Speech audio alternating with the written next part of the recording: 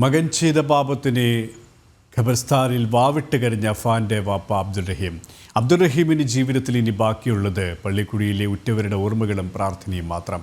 കല്ലറ പാങ്ങോട് താഴെപ്പള്ളിയിലെ മയ്യത്ത് കുഴിയിൽ സർവ്വതും നഷ്ടപ്പെട്ട അബ്ദുൾ റഹീം മുട്ടുകുത്തി ദ്വാ ചൊല്ലുന്നത് ഉള്ളുലയ്ക്കുന്ന കാഴ്ചയായിരുന്നു.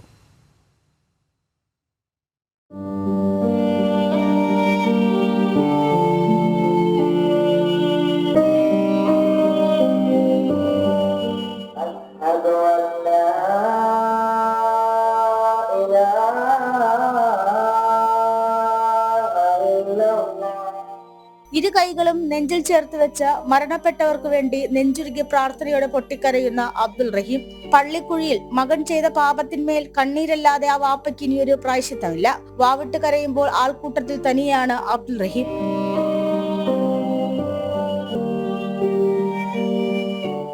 കാത്തിരിപ്പിനൊടുവിൽ സ്വന്തം കുടുംബം ഓടിവന്ന നെഞ്ചോട് ചേർക്കുന്നതാണ് ഓരോ പ്രവാസിയും ആഗ്രഹിക്കുന്നത്. ഉറ്റവരുടെ ചേതനയേറ്റ ശരീരം പോലും കാണാൻ ഭാഗ്യമില്ലാത്ത മനുഷ്യനായി പോയി. പാപങ്ങളുടെ സ്മാരകശിലയായി സ്വന്തം മകൻ മാറിയപ്പോൾ ഭാര്യയെ ജീവിതത്തിലേക്ക് തിരികെ കൊണ്ടുവരാനും വേദനകൾ പേറി ജീവിക്കാനും അബ്ദുൾ റഹീം മാത്രം ബാക്കിയായി. ക്യാമറമാൻ മനോജ് വട്ടിയൂർക്കാവിനൊപ്പം ടിൻഡുദാസ്, ജനം, തിരുവനന്തപുരം.